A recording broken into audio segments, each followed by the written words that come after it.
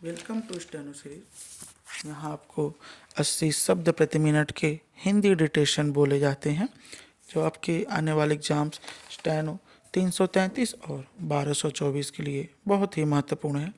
Dictation पाने के लिए चैनल को सब्सक्राइब करिए। डिक्टेशन अच्छी लगे तो उसे ज़रूर लाइक करिए। डिक्टेशन स्टार्ट होगा 5 सेकंड बाद। स्टार्ट। हाल ही में केंद्रीय माध्यमिक शिक्षा बोर्ड ने स्कूली बच्चों के लिए कुछ महत्वपूर्ण कदम उठाए हैं। इस बड़े संस्थान का कहना है कि बच्चों का मानसिक और भावनात्मक स्वास्थ्य बेहद जरूरी है ताकि छात्र छात्राएं खुद को स्कूलों के बीच सुरक्षित महसूस कर सकें। पैराग्राफ।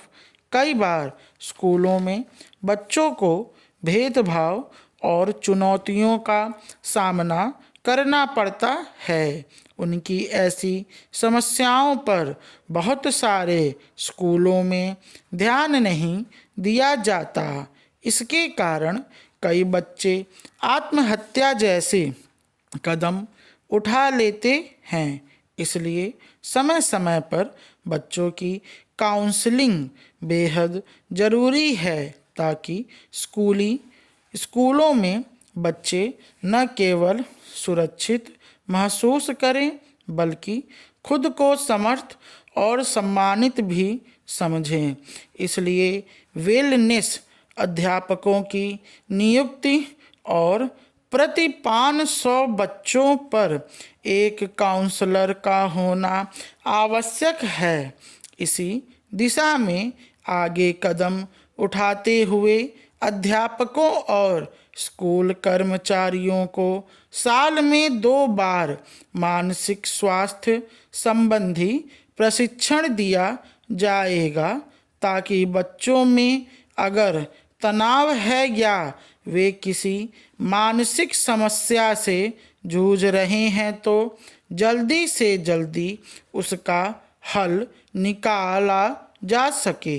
इन दिनों स्कूली बच्चों का मानसिक स्वास्थ्य भी एक बड़ी समस्या है, लेकिन अपने देश में इस तरफ बहुत कम ध्यान दिया जाता है।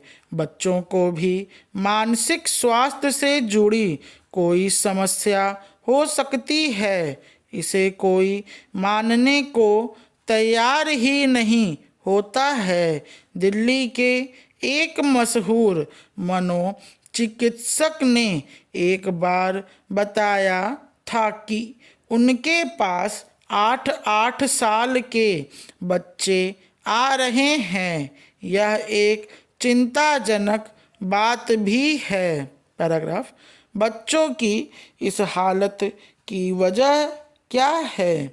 इसका एक बड़ा कारण यह भी है कि इन दिनों बच्चों की सुनने वाला कोई नहीं रहा। मध्य वर्ग में इन दिनों एक बच्चे का चलन बढ़ रहा है। ऐसे में घर में भी बच्चा अकेला है।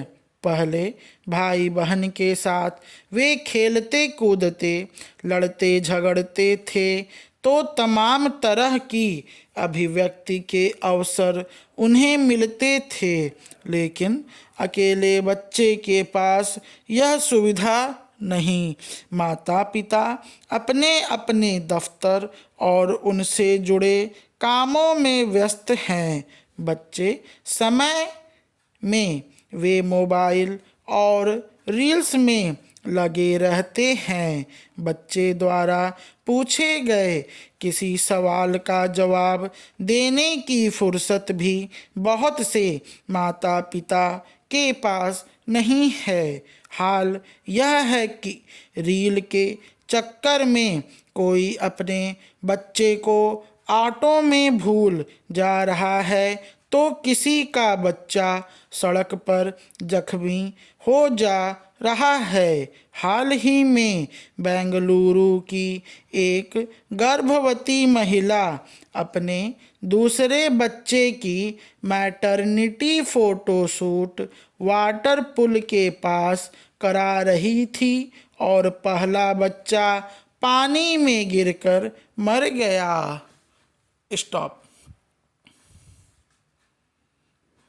ये डिटेशन 85 वर्ड पर मिनट की स्पीड के साथ बोला गया था।